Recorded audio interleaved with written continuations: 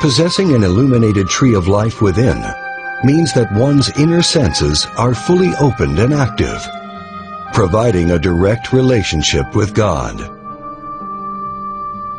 Of this tree, Adam and Eve could freely eat. But there existed another tree in Eden, the tree of knowledge. And Jehovah Elohim commanded the man, saying, "Of every tree of the garden you are free to eat. But as for the tree of knowledge of good and evil, you must not eat of it. For in the day that you eat of it, you shall surely die." It is clear that the tree of knowledge was forbidden to Adam and Eve, yet they were tempted by the one thing in all of paradise that was denied to them. Knowledge in Greek is gnosis, and in Hebrew, da'at. Da'at is the hidden sphere found in the Kabbalah, which traditionally is never spoken of or revealed. Da'at, gnosis, is the science of the great arcanum, that secret knowledge which has been hidden from humanity for ages. However, close examination of the use of the word knowledge in the Bible gives strong indications of the nature of da'at or gnosis.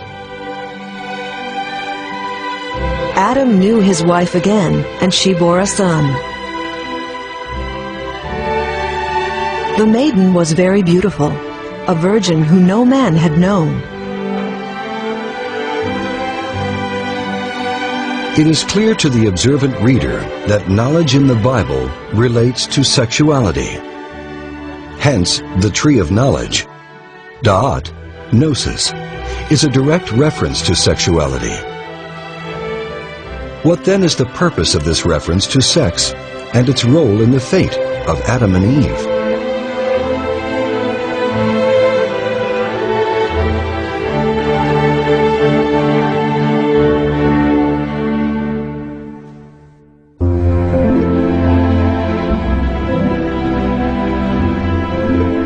When humanity was physically separated into two sexes, man and woman still carried within them the reflection of their Creator. Thus, within every male, there still exists a female aspect, and within every woman exists a male aspect. By this level of meaning, Adam and Eve symbolize the subtle energetic physiology of the individual. Adam and Eve as polarized energy are represented in the ancient symbol of the caduceus. Popularly associated to the Greek god Hermes, the symbol of the caduceus is actually visible in the records of countless ancient cultures from around the world.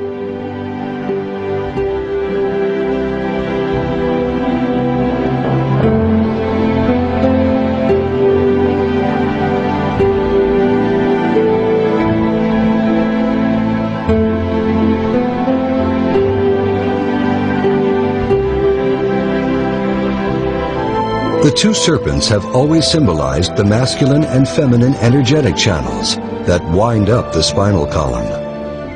As they are energetic, not physical, a scalpel will never find them. Their root is yesod, the foundation, the sexual organs, and they are fed by the sexual energy. These two channels of energy are called Ida and Pingala in Sanskrit. In the Kabbalah, they are called Od and Ob, and in esoteric Christianity, they are called Adam and Eve. In the Bible, they are also called the two olive trees and the two candlesticks standing before the God of the earth. The two serpents wind up the spinal column of the physical body. The spine is most often symbolized by a staff or a rod. The spine is the staff of the master and the central column of the human temple. The column stands upon the foundation stone, yesod, the sexual energy. The spine has 33 vertebrae, symbolized by the 33 years of the life of Jesus of Nazareth and by the 33 degrees of the Masons. On either side of this rod, the spinal column, are two serpents. Pingala is the masculine aspect, Adam. Ida is the feminine aspect, Eve. It is the energy of Eve in our psyche that pushes for procreation. When Eve is tempted to eat the fruit of the tree of knowledge, this is a symbol of humanity desiring the fruit of sexuality, children. Until this time, humanity was not allowed to have children on their own. They were not allowed to eat that fruit. And the serpent said to the woman, "You are not going to die, but the Elohim know that as soon as you eat of it, your eyes will be opened, and you will be like divine beings who know good and bad." Tempted by the serpent, human beings chose to procreate of their own will. In their innocence, however, they did not realize that the laws they were given were for their own good. Learning to procreate without the guidance of the Elohim led to the discovery of the orgasm.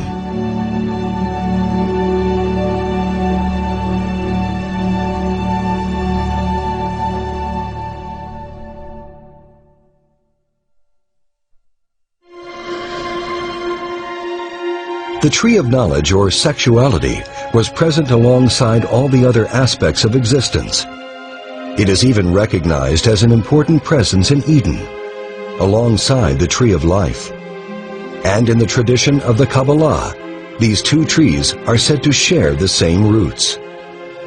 However, unlike any other tree in Eden, Adam and Eve were only allowed to enjoy the tree of knowledge without indulging in its fruit. For as soon as you eat of it, you shall die.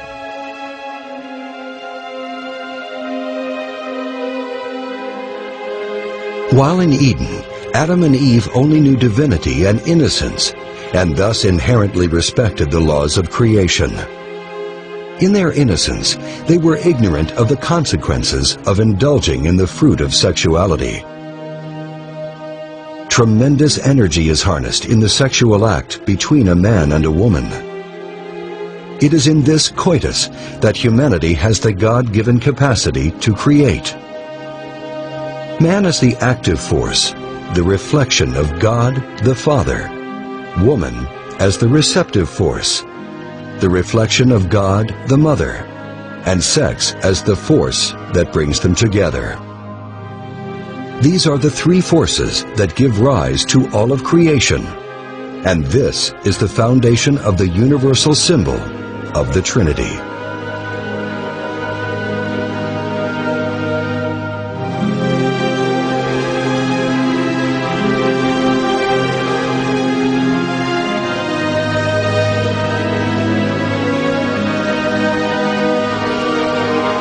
The Trinity is a unity of three that express as one.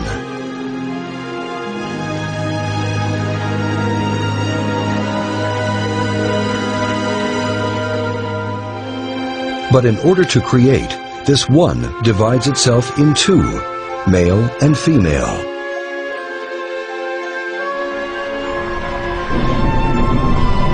This is the mystery of the Holy Spirit, the fecundating fire of God, symbolized in India as Shiva Shakti, the creative and destructive power of God. One of the most sacred symbols of Shiva, the Holy Spirit, is the lingam yoni, the intersection of the phallus and uterus. The same symbol is found on the other side of the world, in the alchemical tradition.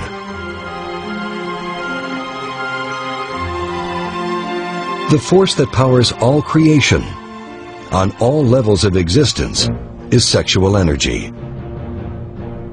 Sexual energy is symbolized by fire, by water,